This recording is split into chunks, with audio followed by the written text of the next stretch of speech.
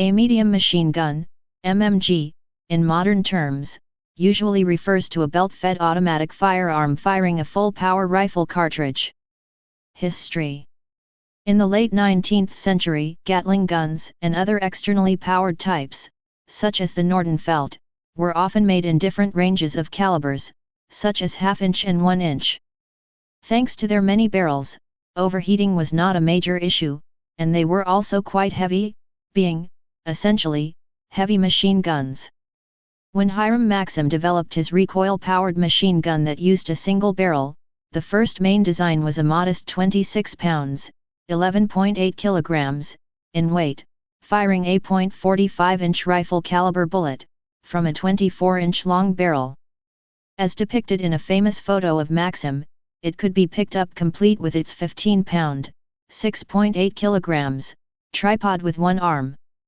It was similar to later design medium machine guns, but it could not be fired for extended periods. As a result, he created a water jacket cooling system to enable it to fire for extended periods. This added significant weight, as did changes to more powerful cartridges. This class of heavy, water-cooled machine gun would eventually be regarded as the classic heavy machine guns.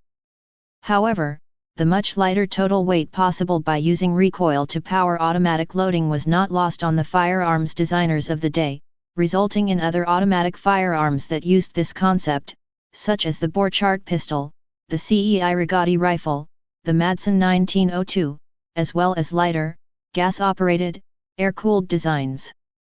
Early 20th century, medium, heavy, and light.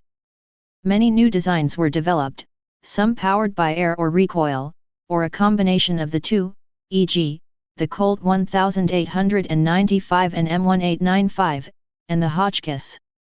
Also, instead of the rather heavy water jacket, new designs introduced other types of cooling, such as barrel replacement, metal fins, and slash or heat sinks, or some combination of all of them. Machine guns then diverged into heavier and lighter designs. The later model water-cooled Maxim gun and its derivatives, the MG08 and the Vickers gun, as well as the American Browning Model 1917 machine gun, were all substantial weapons. The .303-inch Vickers, for example, weighed 33 pounds, 15 kilograms, alone, and on its tripod mount the total weight was 50 pounds, 22.7 kilograms. The heavier designs could, and in some cases did, literally fire for days on end. The need was to be able to cut down, potentially, thousands of charging soldiers. The heavy machine gun was mounted on a tripod and was often water-cooled. A well-trained and well-supplied crew could fire for hours on end.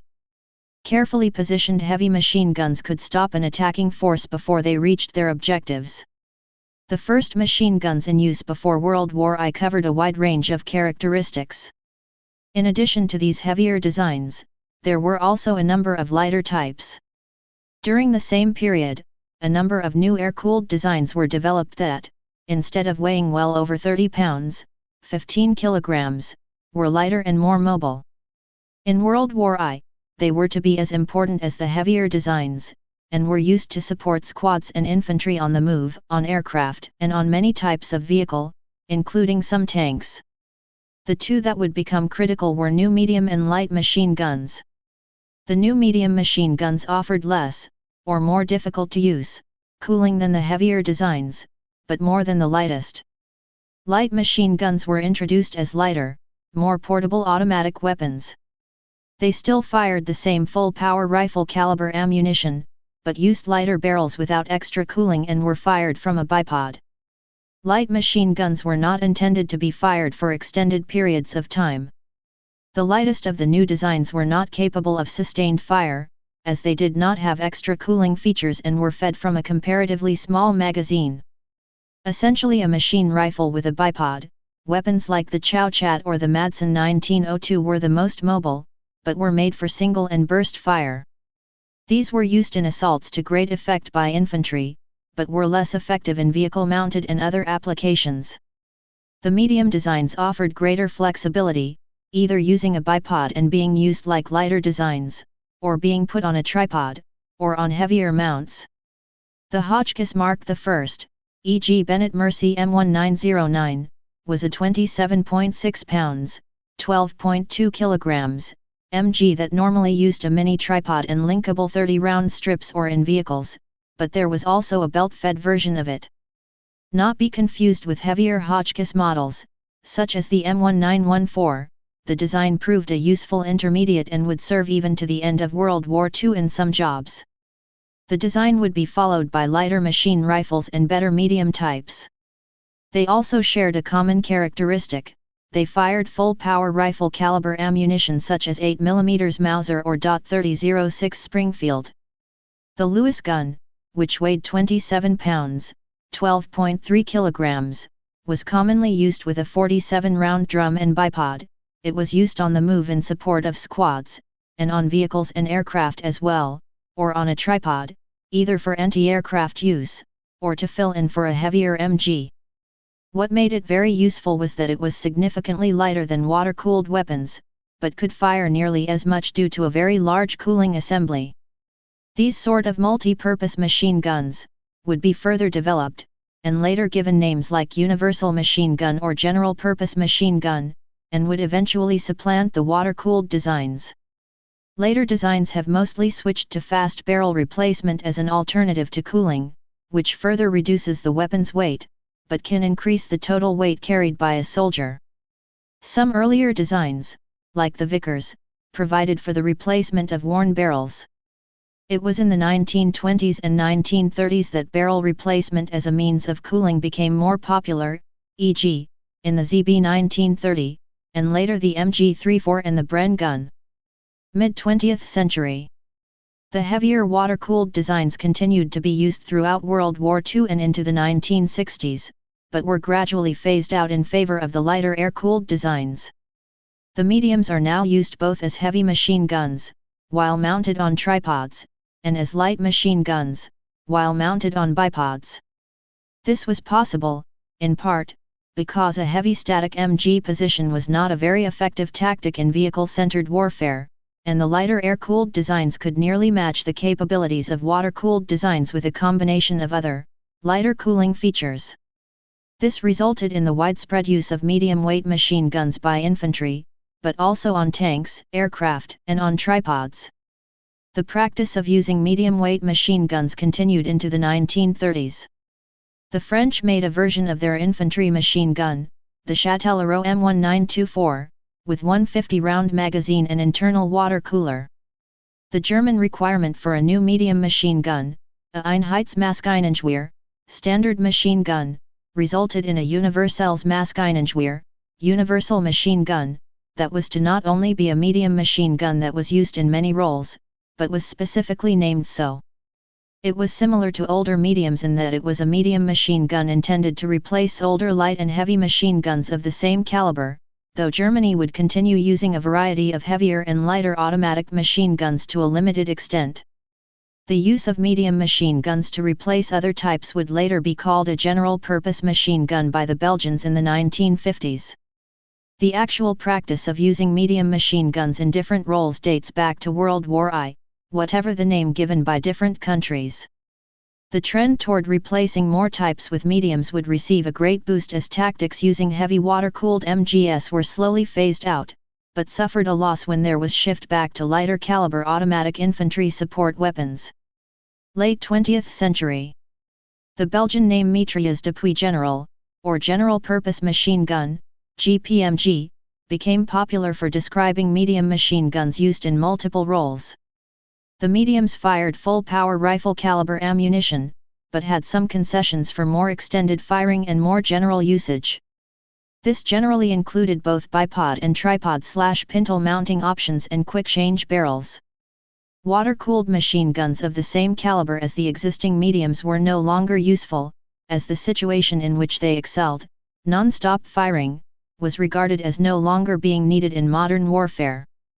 This is because mass charges by infantry are rarely done, replaced by ARV-based thrusts, and that a static MG position is a high-priority target for infantry rocket launchers. Modern medium machine guns do not match the sustained firing ability of many older mediums. There is no longer a need for it. Most medium machine guns that use barrel replacement overheat after about 200 rounds, and then a quick barrel replacement is needed, such as was done on the Bren. They can only keep firing if they have spare barrels. However, barrels are expensive and heavy, so only a limited amount are kept. As a result, even if 2 to 3 barrels were carried and rotated in and out, it would not allow non-stop fire. The removed barrel does not cool down before the next must be replaced. This has become a moot point, since situations where non-stop fire is needed is rare, and other tactics and weapons can deal with an emergency. Smaller caliber light machine guns. The 1960s and 70s saw the introduction of new families of automatic weapons using smaller cartridges than the full-power rifle caliber cartridges previously in use. These weapons were called squad automatic weapons, SAW. They have taken roles away from the previous medium machine guns, as well as lighter machine guns of the same caliber. The medium machine guns continue to be used in many of their previous roles, however, especially on tanks and vehicles.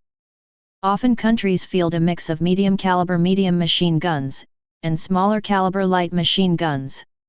These weapons typically fired the 7.62 x 39 mm cartridge fired by the AK-47 series or the 5.56 x 45 mm NATO standard cartridge first used in the AR-15/M16 rifles. These very lightweight machine guns were designed for more sustained fire than normal infantry rifles, several hundred rounds worth of extended firing. They were similar in weight to an empty older light machine gun and several pounds lighter than mediums, but offered a much higher volume of fire due to their smaller caliber and lighter round. Lower cartridge weight allows a greater total amount of ammunition to be carried by a gunner and/or other squad members carrying additional ammunition for the weapon. Many models were scaled down medium caliber designs or heavier, longer barrel versions of infantry standard assault rifles. Examples include the FN Minimi, M249, U.S. designation of the FN Minimi, or the RPK. 21st century. The term medium machine gun is used to refer to the ubiquitous full-power rifle caliber machine gun designs, which are alternatively called general-purpose machine guns or universal machine guns. They essentially all have provisions for quick-change barrels and the ability to be fired from a bipod, tripod, or pintle mount, and weigh between 20 to 30 pounds. Modern Western MMG/GPMG weapons almost always fire 7.62 x 51 mm full-power rifle ammunition. Modern Eastern MMG/GPMG weapons usually fire 7.62 x 54 mmR full-power rifle ammunition with a rimmed cartridge. For example, the U.S. Army and Marines now use the FN Mag, as the M240 machine gun, which is generally called the M240 medium machine gun. It was originally adopted for vehicle mounting in the late 1970s, but its higher reliability resulted in the infantry adopting it for use over the M60 machine gun, despite its being several pounds heavier. They both have quick detachable barrels, bipods in their light infantry model, tripod and pintle mount options for other models, and similar weight and size. The M60 was typically referred to either as a light machine gun or a general-purpose machine gun. Please subscribe and thanks for watching.